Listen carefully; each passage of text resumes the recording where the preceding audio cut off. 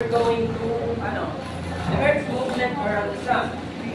The Earth's movement around the sun. So Earth's movement around the sun is called revolution. So the Earth's revolution around the sun takes 365.25 days or 365 and 1/4 days, and that explains that every 4 years natin is a day. Kaya ang kaning remaining 1/4 day every year is equivalent to 1 whole naman every 4 years. Ang 1/4 na ito, mag-stack na siya into 1. So, maong every 4 years natin 366 days instead of the usual 365 and 1/4 days. The Earth's orbit around the Sun is elliptical and not a perfect circle. So, nakadiagram naman sa 30 lang. So, yung paano ni Earth around a Sun is not a perfect circle but elliptical. And also, wala naka-center si Earth.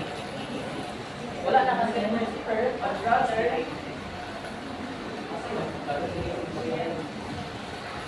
example, this is the Sun. And this is the elliptical orbit of the Earth. So sa elliptical orbit, wala nang center si Sun. Therefore, naay part niya kung magi si Earth, masuod siya kay Sun. Nasa'y part na mas layo sa siya kay Sun.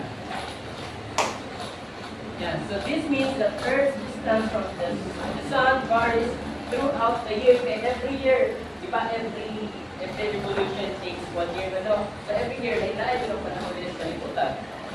Now, we revolve around the Sun like any other planet according to Nicholas Copernicus. It was already discussed by Jeremy. Where's Jeremy? Run na silang topic about the discovery kung observe ganing ang world. Dili about ang other planets ang revolve around the Earth. But the Earth revolved also with other planets around the Sun.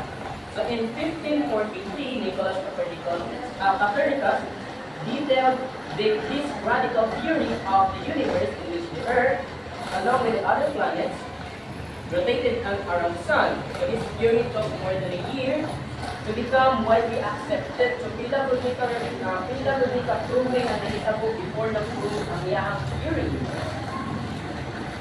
Pero sa before na-discover ng Earth na revolve around the Sun, naagod na siya ang itawag na ito ng flat Earth theory. Kung asa ang Sun o ang Moon ay nagtuyok sa Earth, the Earth revolves around the Sun. After, so, balik ko na ito. So, Earth is not a perfect sphere or round, but rather it is an oblate spheroid. Because it depends sa moon gravitational pull sa moon. Magdepende ang shift sa Earth. So, hindi siya perfect na round or sphere. But elliptical. But we have to assume na round Earth. So, this is the adaptation. Orbit among Earth is 15.5. Then, this is the axis of rotation. The axis of rotation is not straight, it's not vertically straight, but flat siya. 23.5.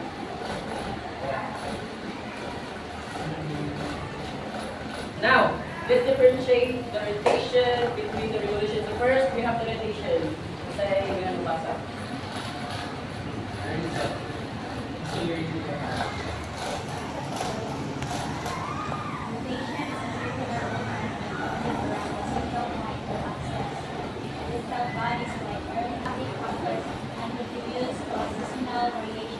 Lastly, Earth rotates on its axis once every 23.9 hours. Ayan, as indicated, the last part, ang Earth divisional, not totally 24 hours, but 23.9 hours is according to NASA.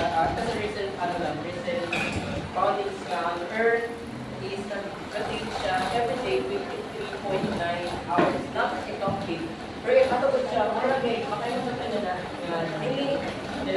makaimagot na as far na nag-revolve ang Earth, maragay na siya small difference lang about the So rotation is a body that is rotating only for itself. Like example, ang Earth, nagtuyok na ba? Nagtuyok na ang Earth. So muna kita ko na rotation. Or nagtuyok na siyang axis, like example, the ray. So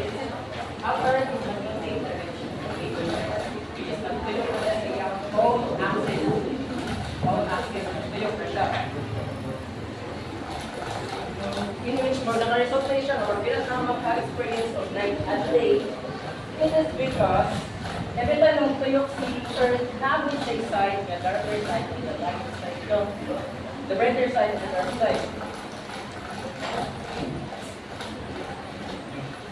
Now we have revolution. So revolution is often used as a synonym for rotation. However, in many fields like astronomy and its related subjects, revolution is referred to as an orbital revolution. It is used when one body moves around another. So ang sa rotate, nagtuyok na siya sa quality on its own axis. While revolution is nagtuyok siya body around another body. Example, the Earth. Nagtuyok siya around the Sun. This is what we call revolution. But when Earth is only rotating, there is cannot place its rotation. Pero kung ituyok na siya around the Sun, this is called revolution. Now, just like so Moon revolves around the Earth, and Earth revolves around the Sun revolves around the Milky Way. Again, revolution is one complete revolution. For 1 year, kung itulog siya around the Sun, that's what we call revolution. Pero kung itulog na siya pagkalimod, dito na siya ba? Rotation. So kung itulog na siya around the Sun, revolution. Muna kalayaan ito ha. So Earth orbits the Sun in an elliptical pattern, traveling at a speed of 29.29 to 30.29 kilometers per second. So it takes Earth, it's also known as sidereal year. So kung ang kanang itawag na ito na 365.25 days, sidereal years. Pero kung 366 days na siya, that's what we call the year. Sidereal is 365.25, while leap year is 366 days. So Earth's average distance from the Sun is 149.6 million kilometers, or 8.317 light minutes. However, Earth's distance from the Sun varies because of its elliptical orbit. So kita ka distinguish kung kung ilan po final distance to Earth, but we can distinguish its average. Kaya na po yung part na mula si Earth sa Sun, wala sa tayo part na doon si Earth kay Sun. And the Earth's closest point to the Sun, called perihelion, occurs around January 4, and its farthest point called aphelion occurs 6 months later. So perihelion is the closest point to the Sun. So expected, kung closest point to the Sun, patuloy na siya sa summer. Okay, doon naman siya sa Sun, so therefore, summer na siya, right? Hindi na farthest point sa siya ba? Well, kung ano ang farthest point, or what we call aphelion, hindi na ang colder season or the winter season. Tara. Where did they grow? Wala siyang orbit. Diba, kabantay mo na i-part the partners in Earth, the side part or the one sa Earth Sun. Wala na sa Earth. Saan na siya? So, seasonal changes in Earth rotation, so the orbital axis, and the Earth rotation is tilted at angle around approximately 23.4 or 23.5 degrees due to its inclination seasons such as spring, summer, autumn, and winter fluctuate. So from June to August, the sun shines more brightly in the northern hemisphere. As a result, winter arrives in the southern hemisphere while summer arrives in the northern hemisphere. So explain this and then which parameters.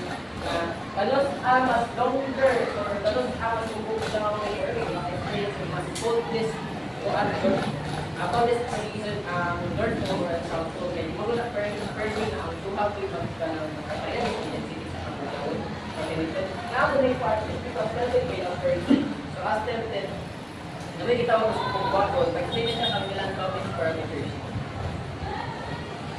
So the summer and winter solstice, of course, refers after this either closest or farthest from the sun. So therefore, we're going to point ito. Basta we're going to point. And then the summer solstice occurs 21st June with the North Pole is tilted closest to the sun. So mamatap na siya or ang North Pole, doon na siya kay sun. If ang North Pole, where is ang North Pole? Where is ang North Pole? Ang North Pole, doon na siya kay Sun. And then that different sun, whereas the southern hemisphere has the longest night as it is tilted away from the sun. Ito rin maka-experience siya of longest night. Kaya tayo naman siya sa sun. Yan din ba yung access information sa photo card passport information sa your qualification ay itan ay like with like winter solstice. And the winter solstice occurs in 22nd December when the North Pole is tilted farthest from the sun. So therefore, ang North Pole nasa daw. North Pole nasa daw. Ang North Pole na nasa North Pole. Therefore, sa North Pole na po, ang mga experience of longest nights. Kaya ang movement sa Earth, pagkananan mo siya ay Bragay. Diba? Kawaha. The longest night in the hemisphere as it is tilted away from the sun. So kung matilt siya away from the sun, so ang iyang marisip ng sunlight which ay makasimarapasunan na natin na part sa Earth. Kaya ang southern, malitan na siya. Kaya itan na siya ito. Yeah. So whereas as the longest day, as it is tilted, the longest day, kung either of them maka-experience of or closeness sa sun. So kung si North, maka-experience of closeness sa sun, therefore maka-experience of longest day. Kung si South, maka-experience of closeness sa sun, si South, hemisphere, maka-experience siya of longest day. Pero kung tilted shining away from the sun, both of them, experience lang ng either of them. Tapos si North, kaya naka-experience siya of working day. Wala siya experience of closeness sa sun, closeness sa sun, pero si South, therefore si North, experience siya night, longest night. Kaya lang yung kaya nga, di man siya ka-receive tayo sa sunlight, kaya either makabunan natin yung part of it. Okay, kamantay mo na makikita ko yung invitation sa social media na nine parts of Earth were next time na ang North Pole, yun lang experience sa Lagini, or yun lang experience sa Sabon. Kaya nidel ko siya away from the Sabon, kahit nidel siya. Hayag pa siya po siya, tapos sinahayag siya po. Kaya kawag siya ali nga.